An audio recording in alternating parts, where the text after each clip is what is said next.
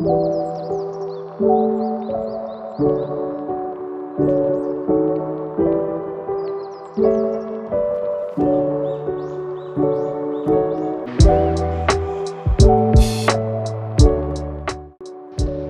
informatika yaitu ilmu yang mempelajari terkait penggunaan komputer untuk mengatur dan menganalisis data yang berukuran besar, baik data maupun informasi pada mesin berbasis komputasi. Menurut KBBI, informatika adalah ilmu tentang pengumpulan, klasifikasi, penyimpanan, pengeluaran, dan penyebaran pengetahuan yang direkam, serta hal-hal yang berkaitan dengan informasi, usaha dalam bidang informasi. Disiplin ilmu ini mencakup beberapa macam bidang, termasuk sistem informasi, ilmu komputer, ilmu informasi, teknik komputer, dan aplikasi informasi dalam sistem informasi manajemen. Secara umum, informatika mempelajari struktur, sifat, dan interaksi dari beberapa sistem yang dipakai untuk mengumpulkan data, memproses, dan menyimpan hasil pemrosesan data, serta menampilkannya dalam bentuk informasi. Sejarah awal informatika membahas tentang informatika.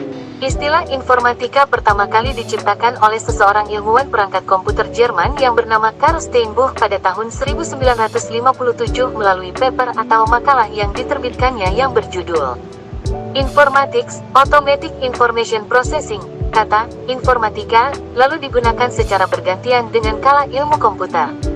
Karena dari asal kata Jermannya sendiri yaitu informatik atau informatik, umumnya diterjemahkan ke dalam bahasa Inggris sebagai ilmu komputer atau komputasi.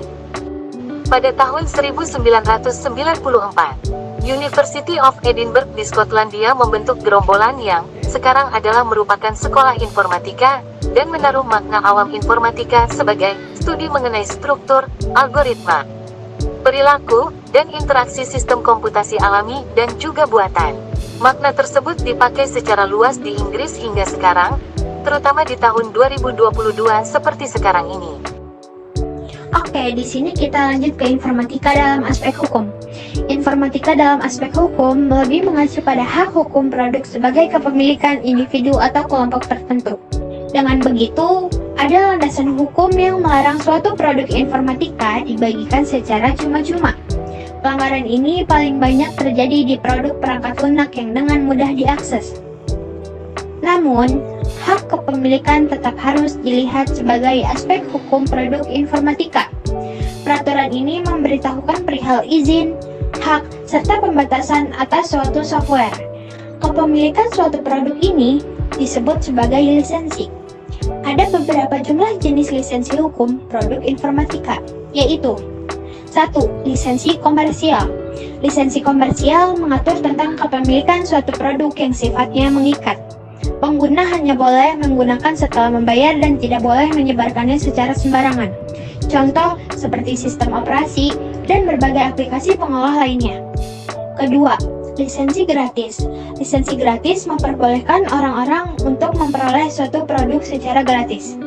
Tetapi tetap ada beberapa kebijakan lain yang biasanya harus dipegang teguh pengguna. Contoh, peraturannya adalah tidak membagikan ke orang lain, atau jika ingin memperolehnya harus lewat sumber pertama. Ketiga, lisensi umum. Lisensi umum berbeda dari dua lisensi sebelumnya. Lisensi umum lebih bersifat terbuka lantaran siapapun boleh mengakses, mengedit, mengubah, dan menyebarkannya ke orang lain. Dan yang terakhir, keempat, lisensi domain publik. Lisensi domain publik, pembuat produk memang sengaja memberikan produknya kepada orang-orang. Hampir sama dengan lisensi umum, orang bebas menyebarkan dan menggunakan produk tersebut. Lanjut ke informatika dalam aspek ekonomi. Teknologi informasi mulai dirasa mempunyai peran yang penting dalam perekonomian suatu negara. Karena dengan berkembangnya teknologi informasi, perekonomian suatu negara mulai memperlihatkan perubahan yang cukup signifikan. Perekonomian suatu negara dapat dilihat dari perkembangan teknologi informasi dan komunikasi di negara tersebut. Semakin tinggi perkembangan teknologi informasi, maka semakin tinggi pula pertumbuhan ekonomi negara tersebut. Adapun peran teknologi informasi dan komunikasi dalam bidang ekonomi antara lain 1. E-banking. E-banking didefinisikan sebagai penghantaran otomatis jasa dan produk bank secara langsung kepada nasabah melalui elektronik saluran komunikasi interaktif. Nasabah dapat mengakses e-banking melalui piranti pintar elektronik seperti komputer atau PC, PDA, ATM, atau telepon. 2. E-commerce. Perdagangan elektronik atau e-commerce adalah penyebaran pembelian, penjualan, pemasaran barang dan jasa melalui sistem elektronik seperti internet atau televisi, www, atau jaringan komputer lainnya. E-commerce dapat melibatkan transfer dana elektronik, pertukaran data elektronik, serta manajemen inventory otomatis dan sistem pengumpulan data otomatis. Dampak positif edukasi informatika dalam aspek hukum. Yang pertama, membantu menguatkan supremasi hukum. Yang kedua, membantu meningkatkan sistem demokrasi yang dijalankan rakyat. Yang ketiga, meningkatkan tuntutan dilaksanakannya hak asasi manusia. Yang keempat, membantu menyiarkan kebijakan dan aturan dari pemerintah pada rakyat secara luas. Yang kelima, menguatkan regulasi hukum. Dampak negatif edukasi informatika dalam aspek hukum. Yang pertama, banyak muncul kabar bohong atau hoaks yang merugikan. Yang kedua, munculnya berita yang bertujuan adu domba antar golongan.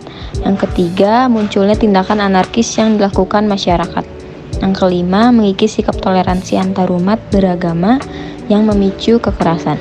Yang kelima, meningkatkan tindakan kejahatan dunia maya seperti peretasan dan pencurian data. Dampak positif edukasi informatika dalam aspek ekonomi. Yang pertama, kemudahan mencari produk, barang, dan jasa dengan bantuan internet. Yang kedua, berkembangnya transaksi non-tunai yang memudahkan proses jual beli.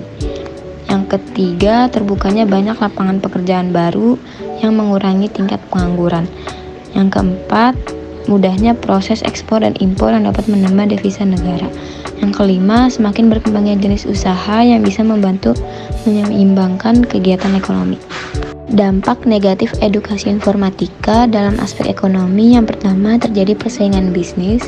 Yang kedua, kekurangan lapangan pekerjaan. Yang ketiga, penyalahgunaan sumber daya alam.